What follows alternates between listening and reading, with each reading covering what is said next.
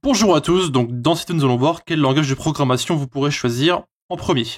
C'est parti. Alors, quel langage de programmation pourriez-vous choisir pour votre premier langage justement?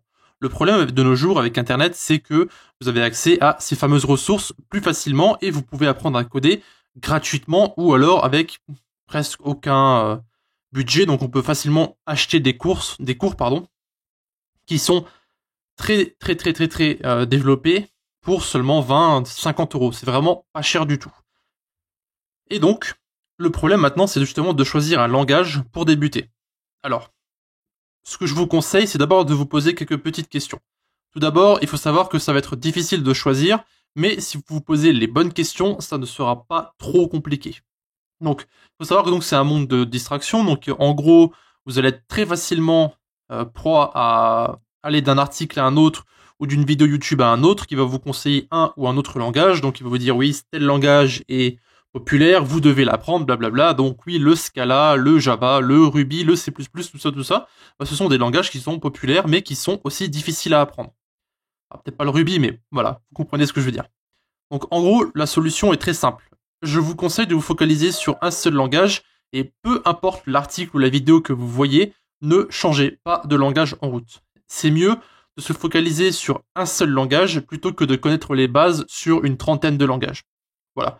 Pour moi, aucune importance, mais pour vous, si vous voulez avoir un job dans ce secteur, je vous conseille de focaliser sur un seul langage.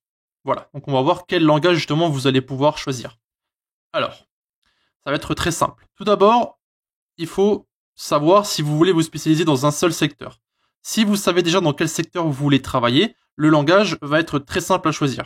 Voilà, il suffira simplement de prendre le meilleur langage dans ce secteur et vous devriez trouver facilement du travail si vous arrivez à maîtriser ce langage. Ensuite, on verra quel langage éviter parce qu'ils sont soit trop avancés, soit ils sont trop focalisés sur une seule tâche. Et on verra aussi les langages à tout faire. Donc si vous ne savez pas quel secteur vous voulez vous spécialiser ou vous avez choisi des langages qui sont trop compliqués, on verra des langages qui sont à la fois plus ou moins simples entre guillemets et qui savent tout faire. Donc front-end, back-end, machine learning, mobile, etc., etc. Voilà. Donc pour les secteurs, donc on va passer d'un point à un autre. Donc on verra d'abord les secteurs, les langages que vous pouvez choisir, ensuite quel langage éviter et on verra ensuite les langages à tout faire. Donc pour les secteurs, ça va être très simple. Si vous voulez faire du machine learning, alors ça va être très simple. Le Python, c'est le langage le plus populaire, avec le langage R, je pense, pour le machine learning. Voilà. Encore une fois, si vous ne savez pas ce qu'est le machine learning, je vous conseille de vous renseigner, mais ce n'est pas le tutoriel qui vous explique ce que fait chaque secteur.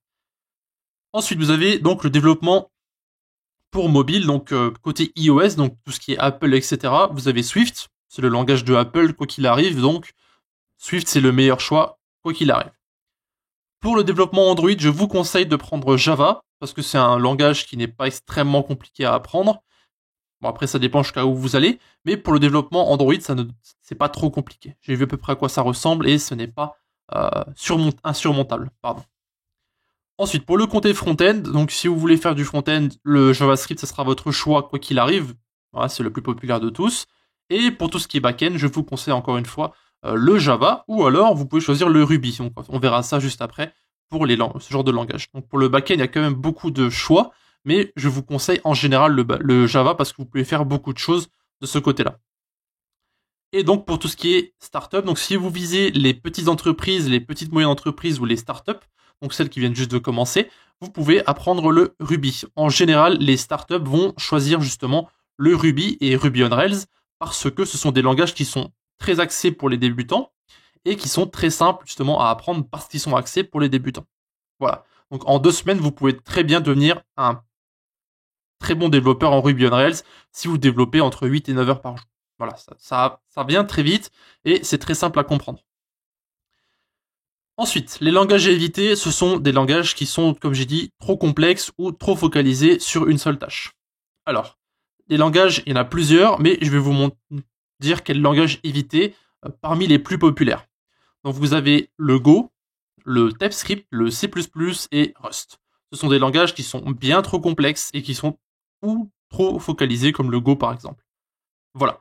Bon, encore une fois, vous êtes libre de faire ce que vous voulez, mais je vous dis que si vous choisissez ces langages comme premier langage, vous allez être très rapidement perdu et vous aurez des problèmes pour garder la motivation, on va dire. Et donc, si vous avez un autre langage que vous voulez choisir et que vous aimez bien, il suffit simplement de se renseigner pour savoir s'il est pour les débutants ou non.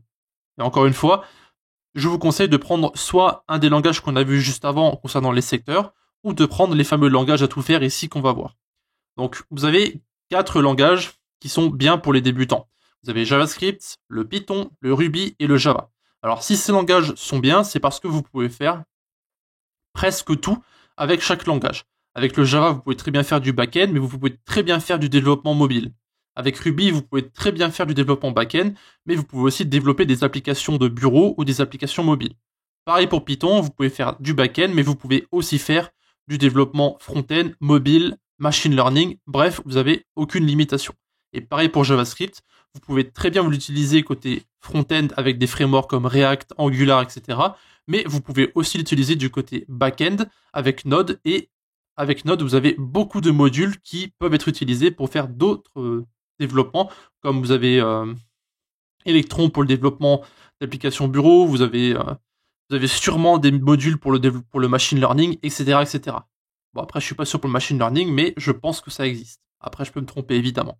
Et donc, voilà. Donc, la question est plutôt, qu'est-ce que vous voulez faire? Donc, si vous avez un secteur très spécifique que vous voulez choisir, le langage va être très simple à choisir. Autrement, il faut choisir un de ces 4 langages ici. Donc, je vous conseille personnellement le Ruby, mais après, c'est à vous de choisir, évidemment. Peu importe quel langage vous choisissiez dans la liste que nous avez ici, dans les 4, vous pourrez facilement trouver du travail, parce que ce sont des langages qui sont, entre guillemets, populaires. Voilà. Donc les offres de travail vont entre 9 000 et 70 000 en fonction du langage. Par exemple, pour Python, vous avez plus de 70 000 offres sur Indeed, hein, bien sûr, donc on va dire que c'est le pôle emploi international, on va dire, entre guillemets. Et vous avez donc Python, qui est aussi très demandé, comme je viens de dire à l'instant. Java aussi est toujours aussi populaire. Ruby, vous avez entre 10 et 15 000 offres de travail parce que Ruby on Rails, comme je l'ai dit, est très populaire pour les startups. Et le JavaScript, c'est utilisé par 70% des développeurs en général. Même les gens qui développent en Java ou en Ruby comprennent en général comment fonctionne le JavaScript. En tout cas, peu importe ce que vous choisissez, si vous avez une question, vous avez les commentaires de YouTube ou bien encore le Discord de la communauté. À la prochaine. Merci d'avoir regardé notre vidéo jusqu'à la fin. Encore une fois, vous pouvez nous retrouver sur Discord, donc l'invitation se trouve en bas à droite. Et aussi un grand merci à nos Patreons qui nous suivent pour le moment, donc qui se trouvent en bas à gauche. Si vous désirez avoir plus d'informations sur Patreon, allez simplement dans la description et retrouvez-nous directement sur le site.